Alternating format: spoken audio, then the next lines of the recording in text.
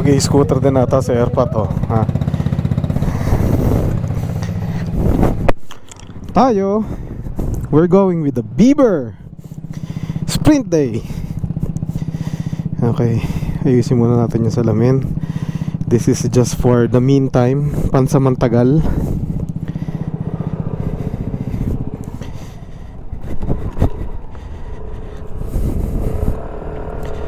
Gaan. Okay, we have the insurance, I have the paperwork.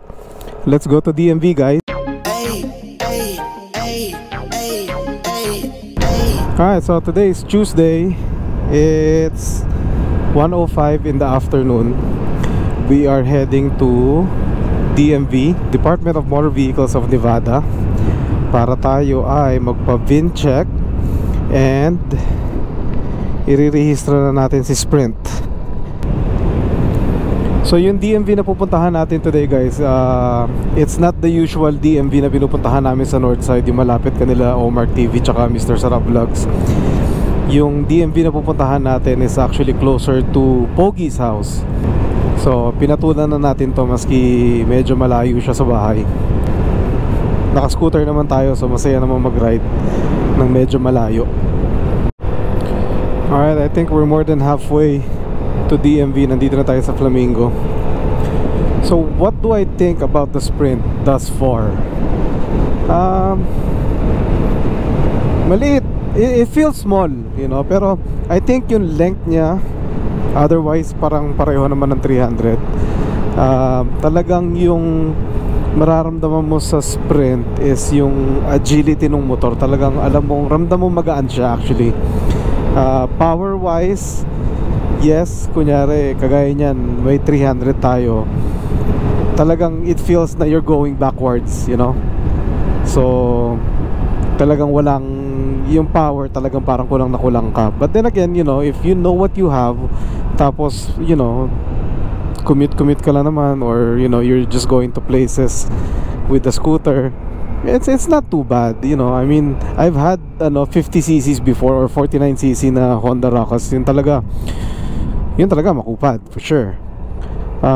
Hindi ko lang alam kung gaano kalaki ang maitutulong nito with, you know, with the variator upgrade, yung panggilid, you know.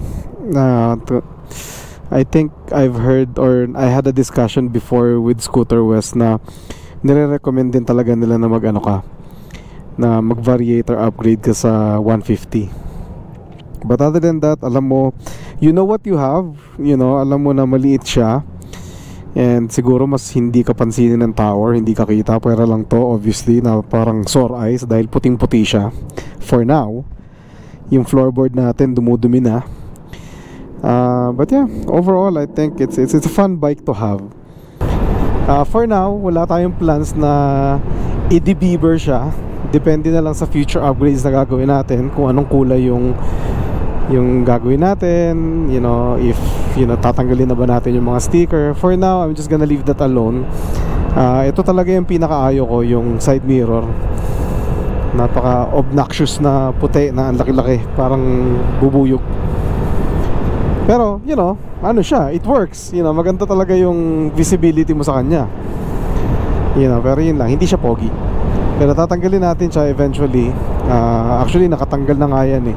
The only reason that I put it back, kasi magpapa-ano tayo, magpapa-inspection tayo ng motor. So checkin nila lahat kung gumagana ba yung blinkers niya, yung hazards, yung kung ano-ano para sa motor, kung talagang ano siya, roadworthy na motor. Pero syempre kailangan ng side mirror. Kung walang side mirror, hindi ka papasa. Yung 300, I understand it can get to like 60-70 much quicker than this bike, kasi obviously mas may power siya. Pero yung average speed mo rin naman sa kalye with the scooter, siguro nasa ganun din naman, nasa mga between 45 to 55 miles per hour ka sa kalye, which is in most cases yung roadways kagaya nito, I know this is like a 35 mile per hour road, you know. So anything over that, speeding ka na talaga technically. Pero syempre maganda lang yung may juice yung motor mo na para to get in and out of traffic, may power ka. So I think the variator upgrade would be a good thing to do, you know, for this. There you go, DMV of Flamingo, we are here. So tuloy na lang natin yung what do I think about the bike so far. You know, I'm no expert, disclaimer, you know, hindi tayo expert. I'm only basing it on my experience. Even for me, I'm not even a professional rider. Ano lang, ginagawa ko lang tong pagmumotor as a, you know, pleasure, or hindi tayo professional when it comes to scooters. Kaya sana wag tayo ma-judge. Hindi tayo nagmamarunong. I'm only stating my opinion and how I feel about the bike so far. Okay, tama ba? Dito ba tayo magpapa-VIN check?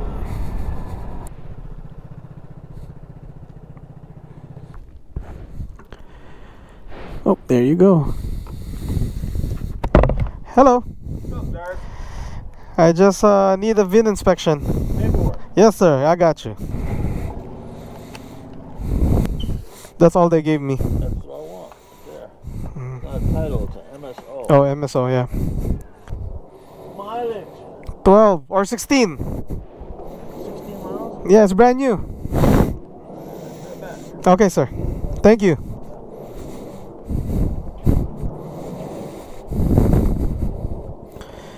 Okay, so gagawin na yung paperwork. After this, pupunta tayo dun sa malaking building. We have an appointment at 2 o'clock. We're right on time. It's only 1:27. And that's it. Hang out.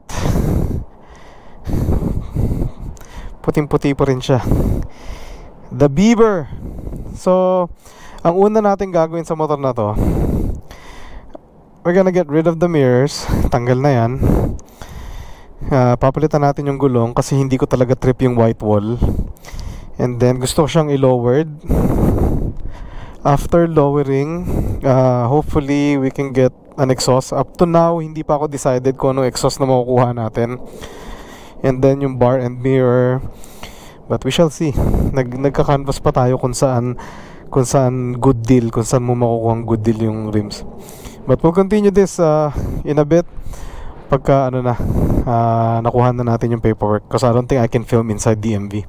Hanggang dito na lang natin to gagawin. See you guys in a bit.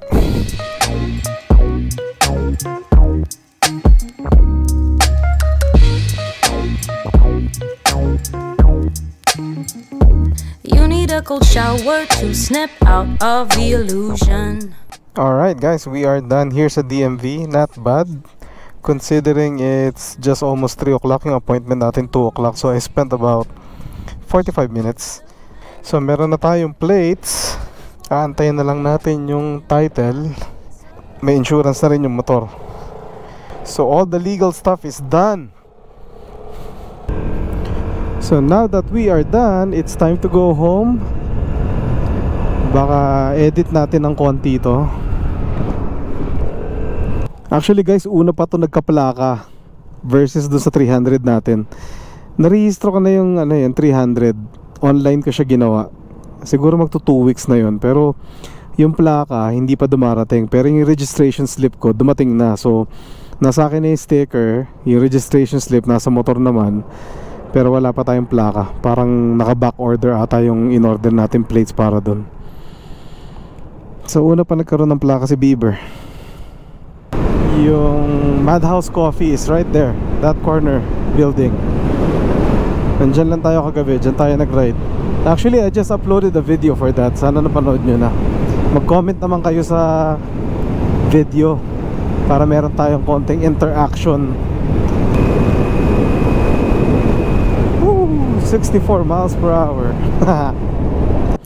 Sa speed, you know, maybe I'll give it like a 6 or 7 out of 10 score. Sa comfort, the bike is very light. It feels very nimble.